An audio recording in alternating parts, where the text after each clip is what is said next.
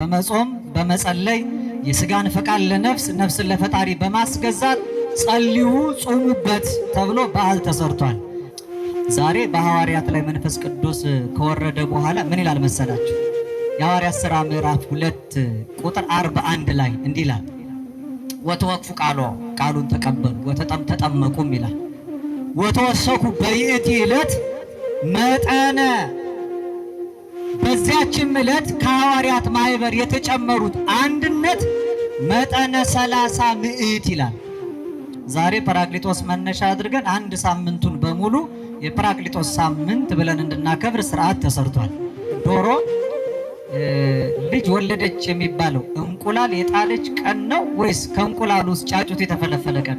ፈጣሪያችን ሆኖ እግዚአብሔር አብ ብለን ወይም ባለ እግዚአብሔር ብለን በ13 እንደምንዘክር ወልድን ባለ ወልድ ኢየሱስ መድኃኔዓለም አማኑኤል ብለን ቀን ሰተን እንደምንዘክረው ብዙዎቻችን መንፈስ ቅዱስ መቼ እንደሚታሰብ አናውቅም። ወመንፈስ እግዚአብሔር ይጼልል መልእክተ ማያት መልእክተ ማይ፣ የእግዚአብሔርም መንፈስ በውሃ ላይ ሰፎ ነበረ። ኦሪት ዘፍጥረት ምዕራፍ 1 ቁጥር 2 ላይ የተቀመጠውን ቃል መነሻ አደርጋለሁ። ብዙ ለማስተማር ለማተት የተሰጠው ጊዜ በጣም አጭር ነው። ከ15 እስከ 20 ደቂቃ ብቻ ስለሆነ የተፈቀደልኝ እግዚአብሔር መንፈስ ቅዱስ ይርዳንና በጣም ባጭሩ የተሰበሰብንበትን ዓላማ የመጣንበትን አብይ ጉዳይ አውስተን እንማማራለን። እስኪ ድምፃችሁን ከፍ አድርጉና የትምህርቱን ኃይለ ቃል መነሻ ርዕሳችንን ተናገሩ። ቅዱስ ቃል ነው። ስንናገረው እኛን ይቀድሰናል፣ ወደ ቅድስና ይመራናል። በልባችን ሰሌዳ በሊናችን ጓዳ አድሮ የተማርነውን ያስታውሰናል። የእግዚአብሔር መንፈስ በሉ በውሃ ላይ ሰፎ ነበር። ጠቅለል አድርጉና የእግዚአብሔር መንፈስ በውሃ ላይ ሰፎ ነበር በሉ። ምን አላችሁ? መልካም። እግዚአብሔር መንፈስ ቅዱስ የራቀውን አቅርቦ የረቀቀውን አጉልቶ የተሰወረውን ገልጦ የተከደነውን ከፍቶ እንድንረዳ ይርዳን። ህጥይታ አምሳልምና አምሳላት ከምሳሌዎች ሁሉ ምንም አይነት ምሳሌ ከምንም ተገኝቶ ክብሯን የማይገልጥላት የመንፈስ ቅዱስ ንጹሕ አዳራሽ ድንግል ማርያም በአማላጅነቱ አትለየን። በአጹረ መስቀሉ ደግፎ በቀደመው ስርዓትና በአባቶቻችን ፍኖት መድኃኔዓለም አምላካችን ሁላችንንም ያጽናን። ዛሬ በቅድስት ቤተ ክርስቲያናችን ቀመር ሁለት ትልልቅ በዓላት ይከበራሉ። እነዚህ የግዝት በዓላት ስለሆኑ ስለማይረሱና ተያያዥነትም ስላላቸው አጠር አድርገን እሱን የሚመለከት ሀሳብ ነው የምንማረው። አንደኛው በዓል ሁላችሁ ለምን መጣችሁ ብንባል የምንናገረው የመንፈስ ቅዱስ ርደት ወይም ደግሞ እንዘ ጉባኤን ውስተ አሐዱ ቤት፣ በአንድ ቤት አንድ ልብ ሆነው ሲሰበሰቡ በእሳት ላንቃ የተከፋፈሉ እሳት ከላያቸው ላይ ወርዶ እያንዳንዳቸው በብዙ ቋንቋ እንዲናገሩና የሚፈሩት ጥቡዓን እንዲሆኑ እምነት የጎደላቸው በእምነታቸው እንዲበረቱ ያስቻለ የመንፈስ ቅዱስን ርደት የምናስብበት ነው። በዕለተ ዓርብ በቀራንዮ ቅዱስ ዮሐንስ አፈወርቅ እንደመሰከረ ከክርስቶስ ጎን በውሃና በደም የተወለደችው ቤተ ክርስቲያን ዛሬ የተገለጠችበት ዕለት ነው። ይህ ትልቅ በዓል ርደተ መንፈስ ቅዱስ የመንፈስ ቅዱስን መውረድ የምናስብበት ነው። በዓሉ አንድ ቀን ብቻ አይደለም፣ ዛሬ መነሻው ነው። ለ7 ቀን ይታሰባል። ይሄ ቤተክርስቲያናችን ስርዓት የተናገረው ነው። እንዲሁ ደግሞ ከበዓላቱ መካከል አንዱ የእመቤታችን የቅድስት ድንግል ማርያም በደብረ ምጥማቅ የተገለጠችበት የአምስቱ በዓላት ዛሬ 4ኛው ቀን ነው፣ መታሰቢያ ነው። እነዚህ ሁለቱም ከበዓላቱ ቁጥር 1 ተብለው የሚቆጠሩ ነገር ግን በዓላታቸው ቀኑ ብዙ የሆነ በዓላት ናቸው።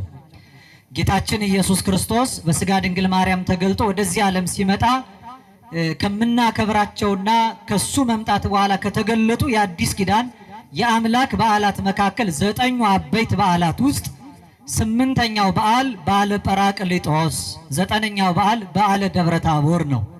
ስለዚህ ይሄ በዓለ ጰራቅሊጦስን ፍትሐ ነገሥት የተባለው መጽሐፋችን ፍትሕ መንፈሳዊ 15ኛው አንቀጽ ላይ ወምድረ ተፈጸመ ግብረ በዓለ 50 የ50 በዓል ከተፈጸመ በኋላ ግበሩ ካይበ በዓለ ለሳብዕ ዕለታት ለሰባት ዕለታት ደግሞ በዓል አክብሩ። ይሄንን በዓል በዓለ ጰራቅሊጦስ ይባላል። ምን ይባላል አልኳችሁ?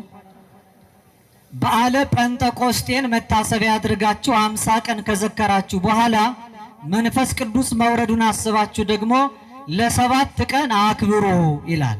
ሰባቱን ቀን ስታከብሩ ገቢረ በዓልሰ አኮ በመብል፣ በዓሉን የምታከብሩት ግን በመብላት በመጠጣት እንደሌላው በዓል አይሁን፣ በመጾም በመጸለይ የስጋን ፈቃድ ለነፍስ ነፍስን ለፈጣሪ በማስገዛት ጸልዩ ጾሙበት ተብሎ በዓል ተሰርቷል።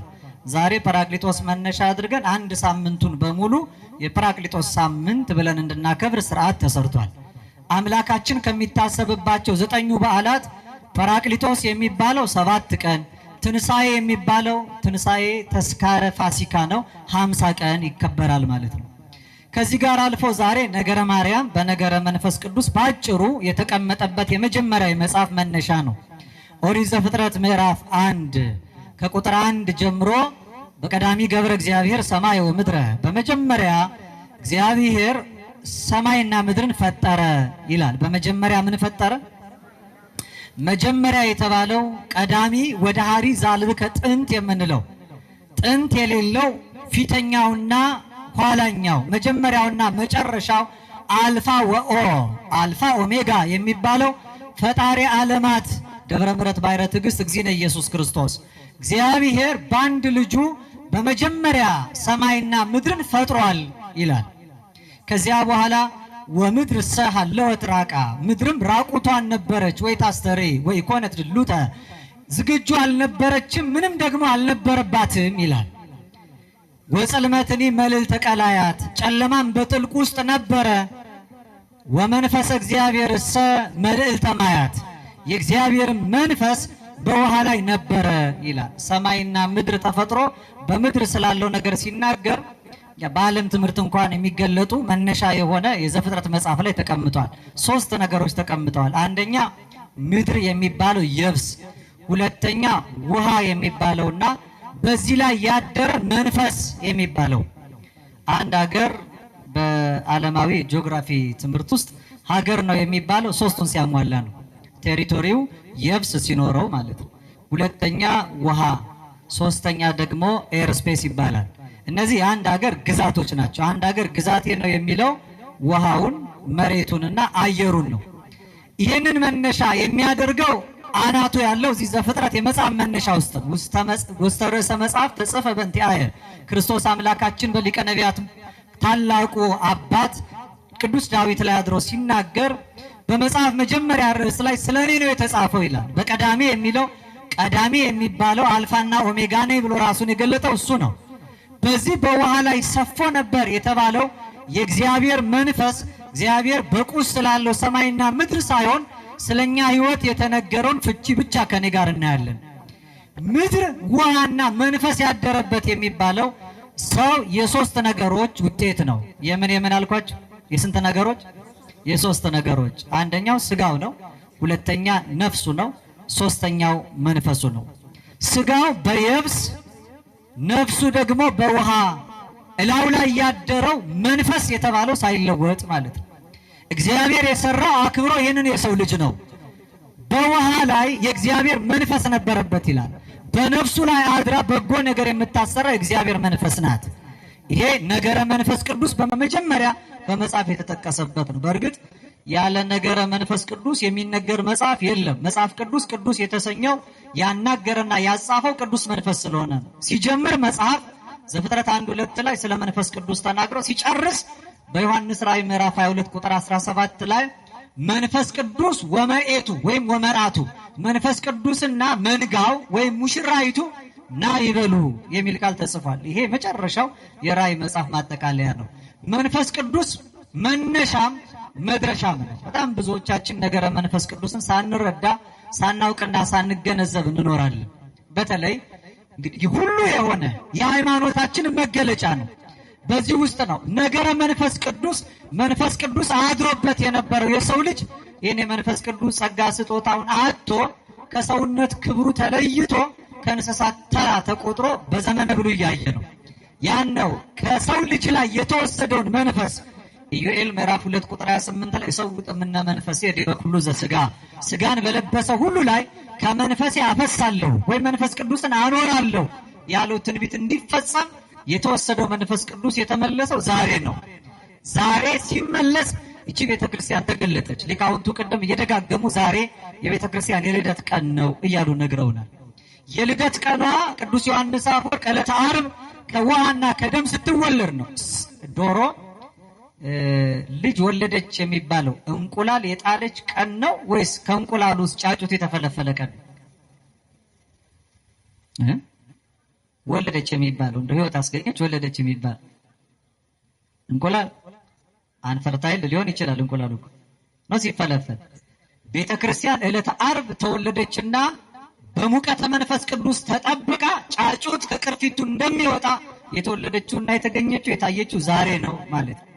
ይህ ትልቁ የቤተ ክርስቲያን በዓል። በዚህ ውስጥ ከሰው ልጆች ላይ ተነስቶ የነበረው ጸጋ መንፈስ ቅዱስ ግን ሳይለያት አድሮባት የኖረውና የተገለጠችው ወደ ላይ አረክ ምርኮን ማረክ ጸጋ ለሰው ልጆች ሰጠን ሲባል የተሰጠው ጸጋ ዛሬ ነው። ያ ጸጋ ሳይሰጥ በፊት እግዚአብሔር ከእሷ እንዳልተለየ መልዕልተ ጸጋ እንደሆነች የተነገረላት እመቤታችን ድንግል ማርያም አሁን በደብረ ምጥማቅ የታየችበት ነው። በዛ ያዩት ሰዎች በተገለጠችበት ክብር እንኳን ለማየት ባንበቃ ብፁዕ ዘርዕቂ በህልሙ እንኳን ሌሊት ያየሽ እንዴት የተመሰገነ ነው እንዳሉ ጥቂት በዓይነ ልቦናችን ለማየት እንድንችል የመንፈስ ቅዱስን ቤት ድንግል ማርያምን ለማየት እንድንበቃ በቸርነቱ ይርዳን። መኑ ከመ እግዝእትነ ማርያም ማኅደረ ምዕራፈ አብ እንደ እመቤታችን እንደ ድንግል ማርያም የአብ ማረፊያ የሆነ ማን ነው? ወመኑ ከመ እግዝእትነ ማርያም ማኅደረ ወልድ እንደ እመቤታችን እንደ ድንግል ማርያም የወልድ ማደሪያ የሆነ ማን ነው? ወመኑ ከመ እግዝእትነ ማርያም ዘኮነ ቤተ ለመንፈስ ቅዱስ ጽርሐ ቅድሳት ለመንፈስ ቅዱስ እንደ እመቤታችን እንደ ድንግል ማርያም የመንፈስ ቅዱስ ንጹሕ አዳራሽ የሆነ ማን ነው? ለሰው ኃጢአት ሳይሰራ መኖር አይቻልም። ከአራቱ ባህሪያት ከተፈጠረ ከሰው ወገን ኃጢአት ያልሰራና እሳት የተሸከመ ማ ብቻ ናት? እመቤታችን ድንግል ማርያም ብቻ ናት። ለዚህ ነው ነገረ ማርያምን ማብራራት ነገረ መንፈስ ቅዱስን ማብራራት ነው። ነገረ መንፈስ ቅዱስ በላዋ ላይ ሰፎባት የታየችው እውነተኛይቱ ነፍሷ ከመንፈስ ቅዱስ ስራ ያልተለየ እመቤታችን ድንግል ማርያም ናት። ሐዋርያትን ክርስቶስ ከመሄዱ በፊት ኃይልን እስክትለብሱ በምን ቆዩ? በኢየሩሳሌም። እሷ ግን ስትመሰክር እስመ ገብረ ሊተ ኃይለ አብያተ ታላላቆቹን ኃይሎችና ስራዎች እሱ በእኔ ገልጧቸዋል አለች። ኃይል ያልተለያት የመንፈስ ቅዱስ ክብር ያራቃት መንፈስ ቅዱስ አድሮባት ለዘላለም በላዋ ላይ የኖረ ዛሬ በሚደገመው ጸሎት አርጋኖን በሚባለው ዕለተ ዕሑድ ላይ እስመ ብዙኃት ሀብተ እግዚአብሔር ወመክፈልተ ሰናያት የእግዚአብሔር ሀብቱ በጎ ስጦታው ብዙ ነው ይላል። ብዙ ነው ስላችሁ ግን ከዚህም ከዛም የተለቃቀመ አይደለም። አኮ መናፍስት ብዙሃን ከብዙ መናፍስት የተገኘ አይደለም። አላ እማሃዱ መንፈስ ወወይቱኬ ጰራቅሊጦስ ዘአቀባ ለድንግልም ከርሰ እማ ያ ጰራቅሊጦስ መንፈስ ቅዱስ ነው ድንግል ማርያምን ከእናቷ ማኅፀን ጀምሮ የጠበቃት ይላል። በረከቷ በሁላችን ላይ ይደርብን። በውሃ ላይ ሰፎ ነበር የተባለ ከውሃ ያልተነሳ ንጽሐ ጠባዩ ያላደፈ የመንፈስ ቅዱስ ንጹሕ አዳራሽ እመቤታችን ድንግል ማርያም ናት። እሷን መነሻ አድርገን ነገረ መንፈስ ቅዱስ ላይ 2 ነጥብ ብቻ ተናግሬ ላብቃ። ዛሬ የምናከብረው ታላቁ በዓል በዓለ ሃምሳ ይባላል። ምን ይባላል አልኳችሁ? ያው 50ውን ቀን ከቆየን በኋላ ነገረ ሃምሳ በብሉይ ኪዳን ጴንጠቆስጤ እየተባለ ይጠራ ነበረ። ምን ይባላል አልኳችሁ? ጴንጠቆስጤ በሉ እስኪ። በዓለ ጴንጠቆስጤ የሚባል ነው። ነገረ ሃምሳን እስራኤላውያን በሁለት መልኩ ያከብሩት ነበር። አንደኛው በኦሪት ዘሌዋውያን ምዕራፍ 25 ላይ ከቁጥር 10 ላይ የተነገረ ቃል አለ። ነፃነት ከወጣችሁበት አሁን ይሄ 50ኛው በዓል የኢዮቤልዩ በዓል ይባላል። ይሄም የነፃነት በዓላችሁ ነውና ዓመቱን በሙሉ በዓል አድርጋችሁ አክብሩት አለ። የዓለሙም ዛሬ 50 ዓመት ሲሞላው ተቋምም ሳይቀር በዓለ ኢዮቤልዩ እያለ ያከብራል። ኢዮቤልዩ ማለት የነፃነት በዓል ማለት ነው። የምን በዓል? ምክንያቱም እግዚአብሔር ለፈርዖን ተገዝተው ያለ ለእኔም ተገዙልኝ አላላቸውም። አልቦ ገብር ዘይክል ለክልያ ጋይስ ተቀኑ ለሁለት ጌታ መገዛት የሚቻለው ባሪያ ማንም ስለሌለ ከፈርዖን ባርነት ነፃ ካወጣቸው በኋላ እሱ ገዣቸው የሆነው ገዣቸው ሕዝቤን ብሎ የሚገዛለትን ሕዝብ ከፈርዖን ባርነት ነፃ ወጣው። ሲመራው እግዚአብሔር ሊመራው ህዝቡን ያስወጣው ለ40 ቀን ነው። ኃጢአት ቢሰሩ ግን 40 ዘመን ተገዙ።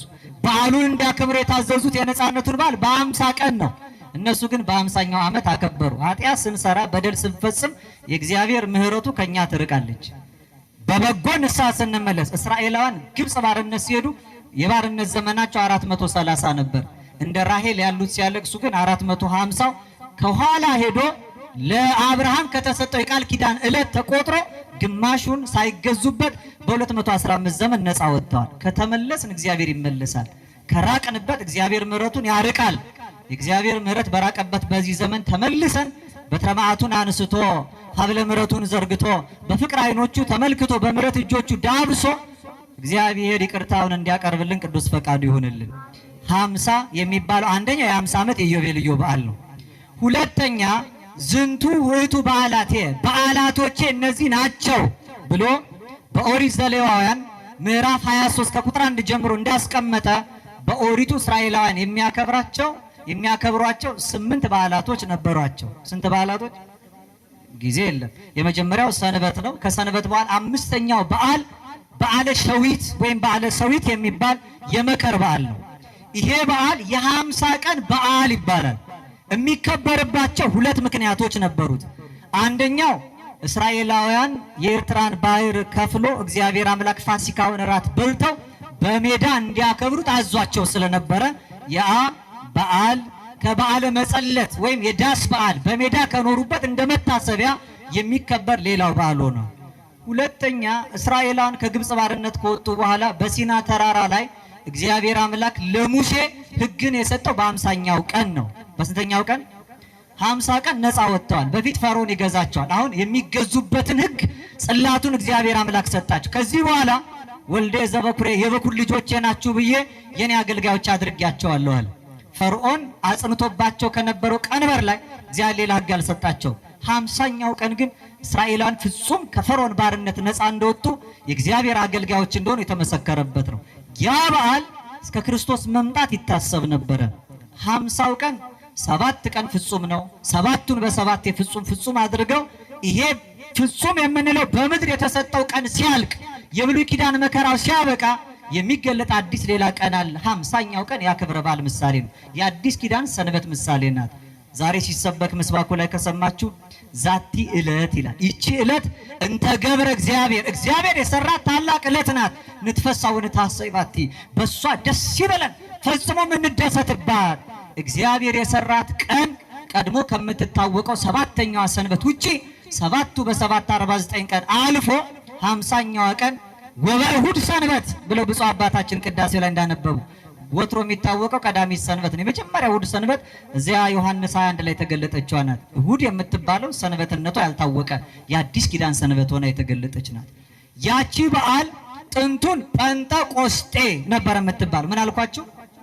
ጽር ነው፣ የግሪክ ቋንቋ ነው። ፔንቴኮስቴ ይባላል። ፔንቴ ማለት 5 ነው። ኮስቴ ማለት 10 ነው። 10 በ5 ማለት ነው። 10 በ5 ስንት ነው? 50ኛ ማለት ነው። ቴትራ ኮንቴ ማለት 40ኛ፣ ሄፕታ ኮንቴ ማለት 70ኛ ማለት ይሆናል። ፔንቴኮስቴ የሚለው ቃል 50ኛ ቀን ቁጥር ብቻ ነው የሚገልጠው። 50ኛው ቀን ግን በአዲስ ኪዳን ስርዓት በዓለ መንፈስ ቅዱስ ወይም ጰራቅሊጦስ ተባለ። ምን ተባለ አልኳችሁ? በውሃ ላይ ሰፎ ነበር የተባለው የተገለጠው ከ3ቱ አካል አንዱ አካል። የሃይማኖት መገለጫችን እንዲህ ይላል፣ ወነአምን በመንፈስ ቅዱስ እግዚእ ማሕየዊ። ሕይወት ሰጪ በሆነው በመንፈስ ቅዱስ ነው የምናምነው። ሃይማኖታችን ይሄ ነው። ዘሰረጸ እምአብ ከአብ ብቻ ነው የሚወጣው። ከማ ብቻ ነው? ከዚህ በረት ውጭ ያሉ ከአብም ከወልድም ይወጣል። አንድ አይሆኑም ማለት እዚያ ይላሉ። ከሁለት አካላት የሚገኝ አምላክ ካለማ ምንጩ 2 ከሆነ አምላክነቱ ከአንድ በላይ ሊሆን ነው። ወላዲው አስራጺው አብ አንድ ነው። ዘሰረ ንስግሎቱ ወንሰብሖ ምስለ አብ ወወልድ ከአብና ከወልድ ጋር አንድነት ነው የምንሰግድለት የምናመሰግነው። ዘነበበ በነቢያት በነቢያቱ ላይ አድሮ የተናገረው እሱ ነው። ምን ያህሎቻችን መንፈስ ቅዱስን እናውቃለን? መቼ እንደሚከበር መቼ እንደሚታሰብ ማጠቃለያ ነው። እስኪ እንድናውቀው የበለጠ እንድናከብር። ይሄ በእውነት ደብር በጣም ታሪካዊም ባለውለታም ደብር ነው። ፈጣሪያችን ሆኖ እግዚአብሔር አብ ብለን ወይም ባለ እግዚአብሔር ብለን በ13 እንደምንዘክር ወልድን ባለ ወልድ ኢየሱስ መድኃኔዓለም አማኑኤል ብለን ቀን ሰተን እንደምንዘክረው ብዙዎቻችን መንፈስ ቅዱስ መቼ እንደሚታሰብ አናውቅም። በዓመት ውስጥ የሚታሰብባቸው 3 ቀናት 4 ቀናት አሉ። እነዚህን 4 ቀናት ካወቃቸዋቸው ይሄ ቤተክርስቲያን የተገለጠችበት ቤተክርስቲያን ማለት የክርስቶስ አንዱ ሙሽራ ማለት ነው። እስኪ በሉ የክርስቶስ በሉ አንድ ሙሽራ። ዛሬ በሐዋርያት ላይ መንፈስ ቅዱስ ከወረደ በኋላ ምን ይላል መሰላችሁ? የሐዋርያት ሥራ ምዕራፍ 2 ቁጥር 41 ላይ እንዲህ ይላል፣ ወተወክፉ ቃሉን ተቀበሉ ተጠመቁም ይላል። ወተወሰኩ በይእቲ ዕለት መጠነ፣ በዚያችም ዕለት ከሐዋርያት ማህበር የተጨመሩት አንድነት መጠነ 30 ምዕት ይላል። 3000 ነፍሳት ነበሩ ይላል። ስንት ሺህ ነፍሳት ነበሩ? በቀደመው በዓለ ጴንጠቆስጤ የተጨመሩት ሳይሆን የተቀነሱት 3000 ነበሩ ይላል። ኦሪት ዘጸአት ምዕራፍ 32 ቁጥር 28 ላይ ሙሴ ጽላቱን ተቀብሎ በበዓለ ጴንጠቆስጤ ሲወርድ ለጥጃው ምስል የሚሰግዱትን ብዙዎቹን አያቸው። ጥጃውን በጽላቱ ሰበረው፣ የሌዊ ልጆች አትማሯቸው ብሎ በዚያ ለጣዖት የሰገዱ ፍቅረ ጣዖት ያደረባቸውን ወርቅ አቅልጦ ያጠጣቸውን 3000 ነፍሳት ሞቱ ይላል። በዚያ ጴንጠቆስጤ 3000ዎች ተገድለዋል። በዚህኛው ጴንጠቆስጤ ግን 3000 ነፍሳት ድነዋል። ይሄንን ቅዱስ ጳውሎስ ምን አለ? ሁለተኛ ቆሮንቶስ ምዕራፍ 3 ቁጥር 6 ላይ መንፈስ የሐዩ ወፊደል ይቀትል፣ ፊደል ይገድላል፣ መንፈስ ግን ያድናል። አንድም ትርጓሜ ያድናል፣ ንባብ ይገድላል ብለዋል ሊቃውንት። ፊደል ይገድላል የተባለው ቀድሞ እንዲገዙበት የተሰጠው ሕግ ገድሏቸው ነበረ። ዛሬ ግን በልባቸው ጽላት የተጻፈው የመንፈስ ቅዱስ ስጦታ ግን አንድነት ወደ ማይበር ጨመራቸው ማለት ነው። ይሄንን መንፈስ ቅዱስን ሎቱ ስብሐት ፍጡር ብለው ዝቅ ያደረጉ እንደ መቅዶኒዎስ ያሉት ተነስተው ነበር። በ381 ዓመተ ምህረት ታላቁ ቴዎዶሲዮስ የተባለ የአኖሪዎስና የታላላቆቹ የቆስጠንጠንያ አርቃዲዮስ ንጉስ አባት የነበረው በቆስጠንጠንያ ጉባኤ ሰርቶ በ150 ሊቃውንት መንፈስ ቅዱስን ሕጹጽ ያለ ወይም ፍጡር ነው እንደ ፍጡራን ያለው መቅዶኒዎስ የተወገዘበትን ቀን ቤተክርስቲያናችን የካቲት 1 ቀን ታከብረዋለች። መቼ አልኳችሁ? በዚህ ይታወቃል። በረከቱን ያሳድርብን ነፍሱን ይማርልንና ክቡር መምህራችን ነፍሰሄር ወልደ ሰማዕት ደጋግሞ ስለዚህ በዓል መታሰቢያ እንዳስተማረ ተስፋ ስለማደርግ ነው። የካቲት 1 ቀን የመንፈስ ቅዱስ አካላዊ አምላክነት የተሰበከበት ታላቅ ዕለት ነው። ሁለተኛ የፋሲካ በዓል የሚባለው በእስራኤላውያን ስርዓት የሚያዝያ 14 ቀን ነው። ከሚያዝያ 14 በኋላ ያለውን በዓለ ጴንጠቆስጤ ቆጥረው 50 ዕለት የሚመጣው ሰኔ 5 ቀን ነው። ሰኔ 5ን በጴጥሮስ ጳውሎስ መልክ ላይ በገድለ ገብረ መንፈስ ቅዱስ ላይ የመንፈስ ቅዱስ መታሰቢያ ቀን ሰኔ 5 ነው የሚል ታገኛላችሁ። ሰኔ 5 መነሻውን ያደረገው ያ ነው። ሐዋርያት ተብሎ አንድነት በሚታሰበው እዚህም ጥንቱን አላውቅም ሊቃውንቱ ለምን ጽርሐ ጽዮን ሐዋርያት እንዳሉት ሐዋርያት የተቀበሉትን ጸጋ መንፈስ ቅዱስ መነሻ አድርገው ነው። በ5 የሚያስቡና የሚዘክሩ ብዙ ቅዱሳን አሉ። መነሻቸው ይህ ጥንተ በዓለ ጴንጠቆስጤን ይዘው ነው። ከዚያ ባሻገር የአፍሪካ የመጀመሪያው ፓትርያርክ የነበረው ሐዋርያ ቅዱስ ማርቆስ የመንፈስ ቅዱስ አዳራሽ የማርያም ልጅ ነው፣ ወይም የዚያ ቤት ሐዋርያ ዛሬ መንፈስ ቅዱስን የተቀበሉበት ቤት ልጅ ነው። በአፍሪካ መጀመሪያ እስክንድሪያ ላይ የሰራው ቤተ መቅደስ የመንፈስ ቅዱስ መታሰቢያ ነበረው። ከዚያን የተነሳ ቅዳሴ ቤቱን ሰኔ 5 አክብረውታል። ይሄ መታሰቢያው ነው። ሌላው ባለፈው እንደዘከርነው ግንቦት 18 ቀን ጥንተ በዓለ ጰራቅሊጦስ ብለን እናከብረዋለን። ዛሬ ደግሞ ተውላጡን ትንሣኤ ካለፈ በ50ኛው ቀን እንዘክረዋለን። መጨረሻ እስኪ ጰራቅሊጦስ በሉ። ጴንጠቆስጤን ነግሬያቸዋለሁ። ቅድም ወንድማችን ዘማሪ ብዙአየሁ ከመዘመሩ በፊት አንስቶ ስለ መንፈስ ቅዱስ ማንነት ነግሮን፣ መንፈስ ቅዱስ ማለት መንጽኢ ማለት ነው፣ የሚያጸና በሉ እስኪ ምን የሚል አልኳችሁ? መንፈስ ቅዱስ ማለት ናዛዚ ነው፣ የሚያረጋጋ በሉ እስኪ ምን የሚል አልኳችሁ?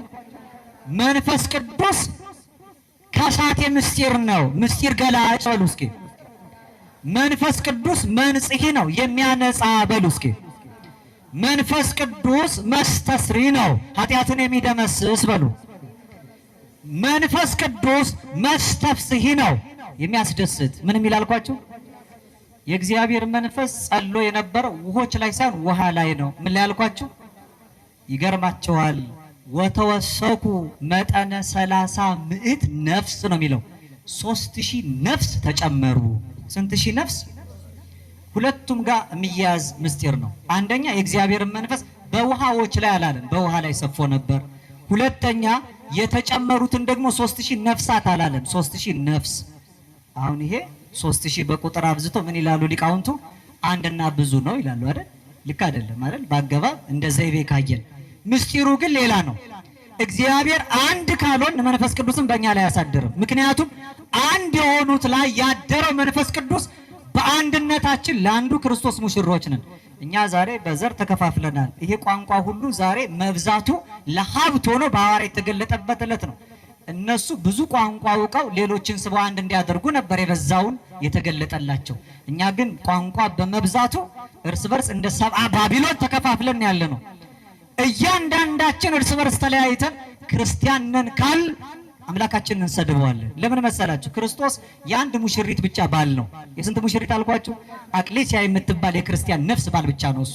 ዘቦ መርዓት መርዓዊ ውእቱ፣ ሙሽራይቱ ያለችው እሱ ሙሽራ ነው። ቅዱስ ቀለሚጦስ ቤተክርስቲያን ብሂል ነፍሰ ክርስቲያን ብሂል። ቤተክርስቲያን ማለት ማን መሰለች? የክርስቲያን ነፍስ እኮ ናት አለ። ነፍሳችን ከተለያየ ክርስቶስን አመንዝራ ልናደርገው ነው። ሁለቱ ስባት ያለችው አንድ ነፍስ ላለችው ሙሽራ ባል ነው እሱ። በቤተ ክርስቲያን ጥላ የተጠለል አንድ ልብ አንድ ሐሳብ ባለ አንድ ነፍስ ሆነን እንደ አንድ ውሃ የመንፈስ ቅዱስ ማደሪያ እንድንሆን በቸርነቱ ይርዳን። ሐዋርያትን ያጸናቸው በላያቸው ላይ ወርዶ ቤተ ክርስቲያንን የገለጣት ያ አምላካችን ማየዊ ወሰጪ መንፈስ ቅዱስ የሞትን የተለያየን ሁላችንንም አድሮብን ሕያዋን ያድርገን። ለአባቶቻችን ያለን ክብር፣ ለኦርቶዶክሳዊቷ ተዋሕዶ ሃይማኖታችን ያለን ፍቅር፣ በእምነት ያለን ጽናት፣ በተጋድሎም ያለን ትጋት ሳይቀንስ ሰማያዊ ኃይሉን በታቦት በመስቀሉ መንፈሳዊን በረከት በእምነት በጠበሉ ተቀብለን ክብሩን እንድንወርስ የሁላችንን ፍጻሜ ያሳምርልን። ወእመሂ ስሕትኩ አንትሙ በመንፈስ አርቱኒን ያላገባብ የጨመርኩትንና ስጫ ጎደልኩትን ብፁዕ አባታችን ክቡራን አባቶች መምህራን መንፈሳውያን የእግዚአብሔር ቤተሰቦች አርሙኝ። እግዚአብሔር በቸርነቱ የሁላችንን ፍጻሜ ያማረ ጸሎታችንንም የሰመረ ያድርግልን። ወመንፈስ እግዚአብሔር ይጼልል ላዕለ ማይ፣ እግዚአብሔርን መንፈስ በውሃ ላይ ሰፎ ነበር። ወስብሐት ለእግዚአብሔር።